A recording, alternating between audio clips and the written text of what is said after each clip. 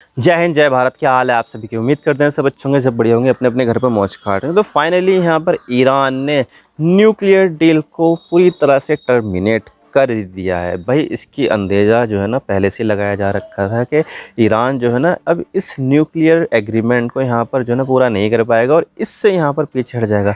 भाई यहाँ पर अमेरिका 2018 में यहाँ पर इससे पीछे हट गया था, लेकिन अब यहाँ पर फाइनली 7 साल के बाद अब ईरान भी इससे पीछे हट गया। यानी कि यहाँ पर जो ईरान न्यूक्लियर डील है उसका कोई वजूद नहीं है, वो सब यहाँ पर जो है ना ख़त्म हो चुकी है। और ये सब तब हुआ है जब ईरान के ऊपर स्नैपबैक सैंक्शंस लगे हैं। स्नैपबैक सैंक्शन यहाँ पर अभी लगे हैं, 10-15 दिन पहले ही लगे थे और इसको लगाया है यूरोपियन यूनियन के कुछ देशों ने जो इस डील का पार्ट थे, जैसे कि फ्रांस, ब्रिटेन, जर्मनी और यूरोपियन यूनियन। तो उन्होंने यहाँ पर स्नैपबैक सैंक्शन लगाए क्योंकि 18 अक्टूबर को ये जो डील थी इसकी जो मियाद है वो स्नैपबैक सैंक्शन लगाने की वो पूरी हो रही थी। तो इससे पहले यहाँ पर जो है ना इन देशों ने लगा दिए। अगर 18 अक्टूबर यहाँ पर जो है ना निकल जाती तो उसके बाद यहाँ पर सैंक्शन नहीं लग पाते क्योंकि वो इस डील में लिखा हुआ था।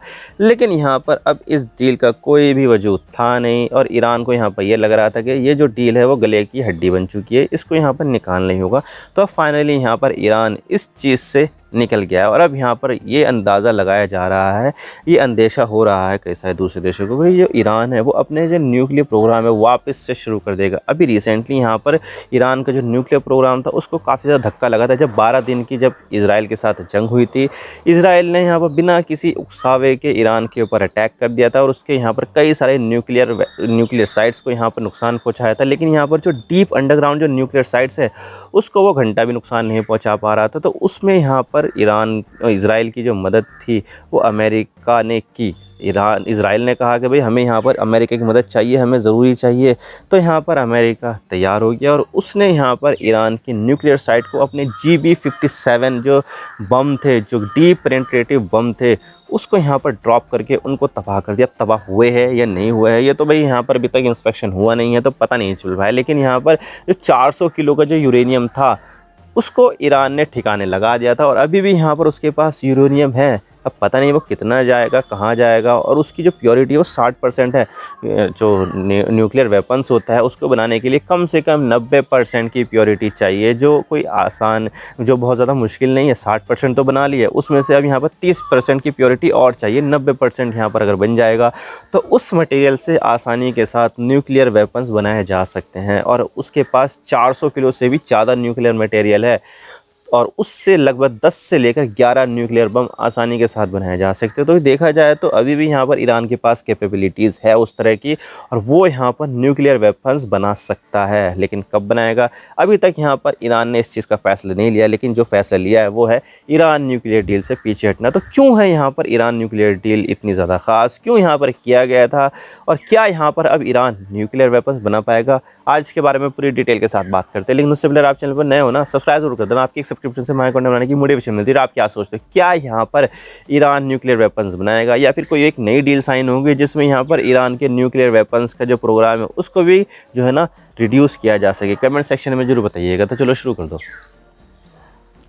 तो देखिए यहाँ पर मिडिल ईस्ट में तो आपको पता ही है कितनी ज़्यादा यहाँ पर जो है ना जंगें चलती रहती है, कभी भी यहाँ पर वो शांत नहीं रहता है। जैसा कि आज हमें देखने को मिल रहा है ना यूरोप, ऐसे में यहाँ पर पहले मिडिल ईस्ट भी शांत होता है, लेकिन अब यहाँ पर जो है ना मिडिल ईस्ट में तो शांति नहीं है लेकिन यहाँ पर यूरोप में शांति हो गई। पहले यहाँ पर यूरोप में अशांति थी, मिडिल ईस्ट शांत था, लेकिन अब यहाँ पर मिडिल ईस्ट में अशांति है, यूरोप शांत है। तो यहाँ पर कहीं ना कहीं कुछ ना कुछ तो होता ही रहता है।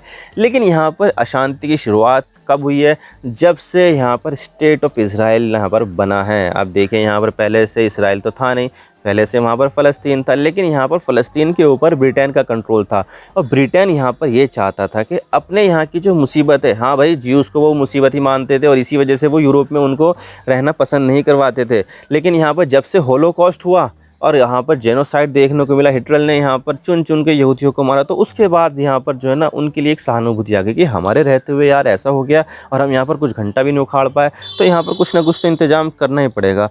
तो यहाँ पर वो चाहते थे तो अपने यहाँ पर जो है ना अच्छी ज़िंदगी के लिए उनको यहाँ पर रख सकते थे। लेकिन यहाँ पर देखिए जेनोसाइड हुआ, लेकिन फिर भी यहाँ पर उन्होंने अपने यहाँ पर बिल्कुल भी यहूदियों को नहीं रखा। उन्होंने यहाँ पर देखा कि भाई इनके लिए एक देश तो बनाना ही पड़ेगा, तो उन्होंने यहाँ पर कई सारे ऑप्शन रखे जिसमें अर्जेंटीना भी था। लेकिन यहाँ पर जो फ़लस्तीन था उसको यहूदी लोगों ने पसंद किया और सोचा कि यार यहाँ पर जो है ना हमारी पुण्य भूमि भी है, हमारे जो एंसेस्टर्स थे वो यहाँ के थे और हमारे जो प्रॉफिट्स थे वो भी यहाँ पर ही रहते थे, तो क्यों ना हम यहाँ पर वापस से आ जाए। तो उन्होंने यहाँ पर अपना जो इन्फ्लक्स है वो बढ़ाना शुरू कर दिया। भाई कहाँ कहाँ से आए, भाई पोलैंड से, जर्मनी से, फ्रांस से, ब्रिटेन से और रशिया से, जाने कहाँ कहाँ से आए और उन्होंने यहाँ पर बसना शुरू कर दिया। तो उसके बाद से यहाँ पर अशांति यहाँ पर शुरू हो गई और अब यहाँ पर देखते हैं कि हम यहाँ पर कई सारे देशों में जंग देख रहे हैं। अभी रिसेंटली जो गाज़ा में सीज़ फायर हुआ, उससे पहले यहाँ पर इजराइल बेलगाम घोड़े की तरह था, कभी भी किसी के भी ऊपर अटैक कर देता था। भाई यहाँ पर कई सारे देशों के ऊपर अटैक किया उसने, सीरिया के ऊपर किया, लेबनान के ऊपर किया, यमन के ऊपर किया, कतर के ऊपर किया, जो यहाँ पर जो है ना मीडिएशन करा रहा था भाई जंग रोकने के लिए, उसके ऊपर भी अटैक कर दिया। तो क्लियरली देखा जाए तो यहाँ पर जो है ना एक बेलगाम घोड़े की तरह था, कभी भी कहीं पर भी मुड़ सकता था, किसी को भी टक्कर मार सकता था। तो यहाँ पर जो है ना उसको तो कर दिया ऐसा। लेकिन यहाँ पर सबसे ज़्यादा जो मुश्किल थी वो था यहाँ पर ईरान और इज़राइल के बीच में वॉर को रुकवाना, क्योंकि यहाँ पर देखिए ईरान देखिए गाज़ा नहीं है, उसके पास यहाँ पर बहुत ज़्यादा मिसाइलों का भंडार है, बहुत ज़्यादा यहाँ पर जो है ना बम है और काफ़ी ज़्यादा ड्रोन्स भी है। भाई इनफैक्ट वो तो ड्रोन्स तो यहाँ पर जो है ना रशिया को भी बेचता है, तो यहाँ पर उसके पास तो ऐसी चीज़ की कमी होने वाली नहीं है। और हमने यहाँ पर ये देखा कि जो ईरान का जो न्यूक्लियर प्रोग्राम है उसको भी यहाँ पर काफ़ी ज़्यादा खतरा था, क्योंकि देखा जाए तो ईरान का जो न्यूक्लियर प्रोग्राम है वो काफ़ी ज़्यादा फिशी है। वो तो कहता है कि हम यहाँ पर जो है सिर्फ़ और सिर्फ सिविलियन पर्पस के लिए न्यूक्लियर टेक्नोलॉजी का इस्तेमाल कर रहे हैं बिजली बनाने के लिए। लेकिन यहाँ पर बिजली बनाने के लिए जिस प्योरिटी का यूरेनियम चाहिए उस प्योरिटी से ज़्यादा को ही प्योरीफाई कर रहे थे। भाई जिसने प्योरिटी का यूरेनियम तुम्हें चाहिए बिजली बनाने के लिए, उससे ज़्यादा बनाने की क्या ज़रूरत है, उससे ज़्यादा प्योर करने की क्या ज़रूरत है। उससे ज़्यादा प्योर करेंगे तो कहीं ना कहीं यहाँ पर जो है ना लोगों को लगेगा कि हाँ ये जो है ना बम बनाने के लिए, न्यूक्लियर वेपन्स के लिए जो है ना यूरेनियम को प्योरीफाई कर रहे हैं। तो इस तरह का जो है ना ये चीज़ें बातें आई और इस तरह से यहाँ पर जो है ना ईरान के ऊपर सैंक्शंस लगे। अब देखिए ईरान ने यहाँ पर अपना जो न्यूक्लियर प्रोग्राम शुरू किया था वो अमेरिका के सहयोग से ही किया था, इजराइल के सहयोग से ही किया था। लेकिन क्या हुआ, 1979 इस्लामिक क्रांति आने के बाद जो ईरान है वो पूरी तरह से एंटी अमेरिका और एंटी इजराइल हो गया। और फिर उसके बाद यहाँ पर उसकी जो जंग है वो इराक के साथ शुरू हुई। कितने साल तक, 8 साल तक यहाँ पर जंग चली, 1980 से लेकर 1988 तक। तो उससे यहाँ पर जो है ना ईरान काफ़ी ज़्यादा टूट गया था। तो उसने फैसला किया कि अब यहाँ पर जो है ना हमें खुद से यहाँ पर मौजूद होना है, खुद से यहाँ पर मैन्युफैक्चरिंग करनी है वेपन्स की और खुद से यहाँ पर चीज़ें सारी करनी है। तो उन्होंने यहाँ पर अपना जो प्रोग्राम है वो शुरू कर दिया खुद से ही और अपनी जो टेक्नोलॉजी है वो डेवलप करने शुरू कर दी खुद से ही। और यहाँ पर 8 साल तक जंग चली ना, उसको यहाँ पर ये अंदाज़ा लग गया था कि भाई हमारे पास भी यहाँ पर जो है ना एक जो है ना बम खतरनाक वाले होने ही चाहिए, क्योंकि इजराइल के पास भी तब तक आ चुके थे और कहीं ना कहीं इजराइल से ईरान को खतरा था। तो उन्होंने भी यहाँ पर सोचा कि भाई जब इजराइल के पास आ सकते हैं तो हमारे पास क्यों नहीं आ सकते। तो यहाँ पर उन्होंने ऐसा सोचा और अपना जो न्यूक्लियर प्रोग्राम है उसको यहाँ पर आगे बढ़ाना शुरू कर दिया। और अब देखिए उन्होंने प्योरीफाई करना शुरू कर दिया और इसी के दौरान यहाँ पर जो है ना ईरान के ऊपर दबाव बनाने के लिए सैंक्शंस भी लगते रहे और यहाँ पर उसका तेल बेचना बहुत ज़्यादा मुश्किल हो गया और साथ ही यहाँ पर कई सारी चीज़ों का इंपोर्ट करना मुश्किल हो गया। हथियार नहीं खरीद सकते, तेल बेच नहीं सकते और दूसरे सामान यहाँ पर खरीद और बेच नहीं सकते, तो काफ़ी ज़्यादा परेशान हो गया। तो उसने भी यहाँ पर, ईरान ने भी इलास्टिसिटी दिखाई और लोगों के बोला कि भाई दुनिया के दूसरे देशों को बोला कि हम यहाँ पर जो है ना इस चीज़ को लेकर समझौता करने के लिए तैयार है, तो आइए हम बातचीत करेंगे। तो तब यहाँ पर बराक ओबामा राष्ट्रपति होते थे, 2015 की बात है ये।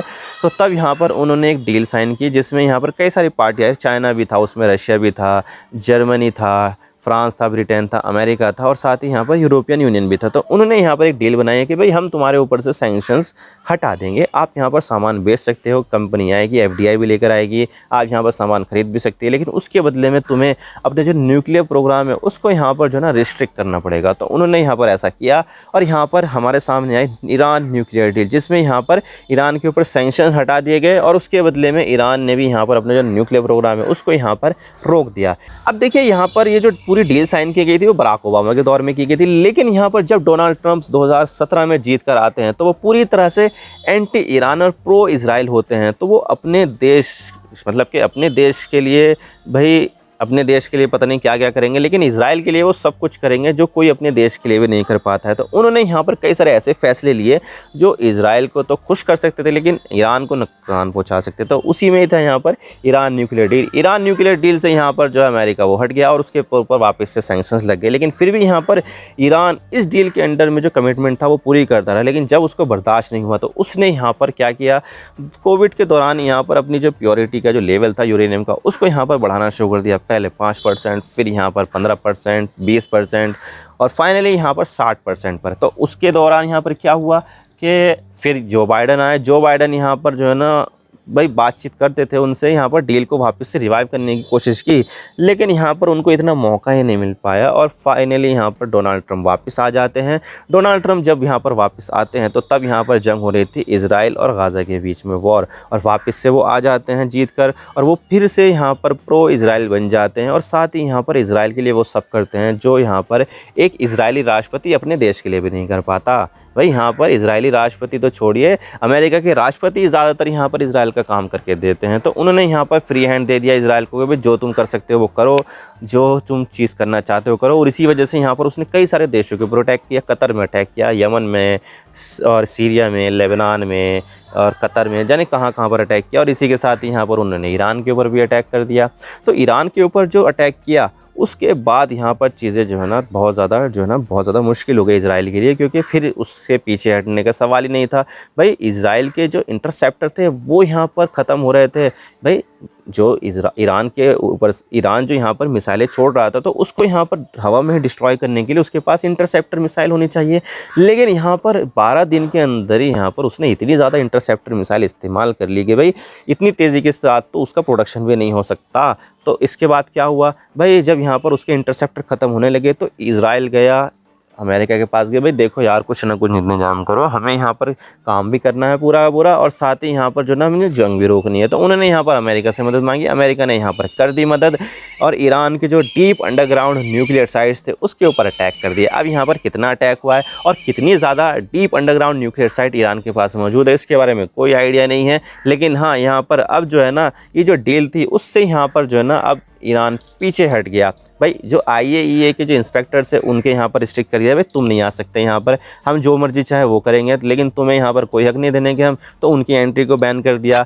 तो फिर उसके ऊपर और ज़्यादा प्रेशर बनने लगा और अब फाइनली यहाँ पर ईरान इस डील से पूरी तरह से पीछे हट चुका है। भाई ईरान ने यहाँ पर सीधा कह दिया भाई इस डील का कोई फ़ायदा नहीं है, क्योंकि ईरान के ऊपर फिर से वापस से सैंक्शंस लग गए। इनफैक्ट अमेरिका को तो छोड़िए, यहाँ पर यूरोपियन यूनियन के देशों ने भी यहाँ पर ईरान के ऊपर स्नैपबैक सैंक्शंस लगा दिए। तो इस डील का कोई फ़ायदा नहीं था। तो ईरान अब फाइनली यहाँ पर इस डील से निकल चुका है। अब यहाँ पर वो इस डील से बाउंड नहीं है और साथ ही यहाँ पर IAEA के इंस्पेक्टर नहीं आ सकते। तो फाइनली यहाँ पर ईरान का रास्ता पूरी तरह से साफ़ है। ईरान जब चाहे तब यहाँ पर अपना जो न्यूक्लियर वेपन्स है वो यहाँ पर बना सकता है और उसको यहाँ पर कोई रोकने वाला नहीं है।